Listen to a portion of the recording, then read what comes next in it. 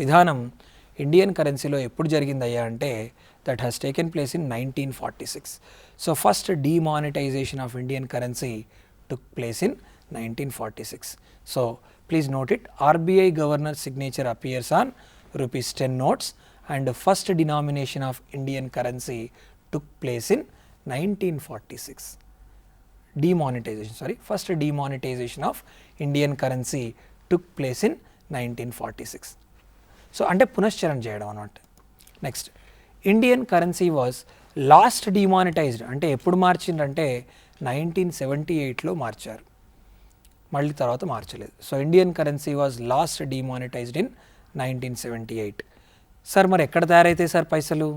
In India coins are minted in Mumbai, Kolkata and Hyderabad. ఇప్పుడే చెప్పాను కదా హైదరాబాద్లో ఉందని.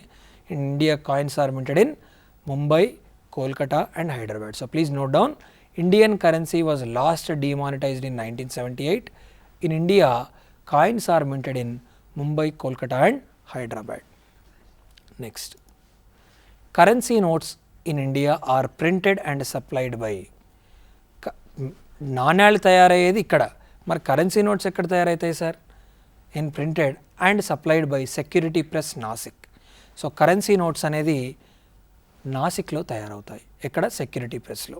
సో ఈ విధంగా మనం చేయడం జరుగుతుంది. అయితే ఒక విద్యార్థిని ఆర్గనైజేషన్ డెఫినేషన్ అడిగారండి. Let us see the definition of organization. Organisation చూడండి definition.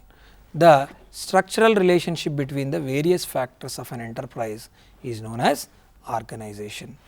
The structural relationship between the various factors of an enterprise is known as organisation. So ఈ విధంగా మనం ఆర్గనైజేషన్ డెఫినేషన్ చేయొచ్చు. సో జనరల్గా మనం చూసినట్టయితే బిజినెస్ టెర్మినాలజీ, కంప్యూటర్ టెర్మినాలజీ, ఇవే ఇప్పుడు నేను ఏదైతే మోడల్స్ మిమ్మల్ని అడిగానో అట్లాంటి మోడల్స్ చదువుకోండి. అంతేగాని మెటీరియల్ బాగా కలెక్ట్ చేసి దాని ప్రకారం చదువుకుంటూ ఒక ప్రణాళికాబద్ధంగా లేకుండా చదివితే మీకు ఫ్రూట్ఫుల్ రిజల్ట్ అనేది రాదు. సో ఏదైతే మనం ఎగ్జామినేషన్లో ఏవడుగుతున్నాడో రెగ్యులర్గా అనేవి చూసి వాటిపైన కనుక సాధన చేస్తే తప్పకుండా మంచి ఫలితం ఉంటుంది. So all the best and బాగా ప్రిపేర్ కండి ఎగ్జామినేషన్స్కి. మరిన్ని సెషన్స్లో మళ్ళీ కలుద్దాం. ఓకే.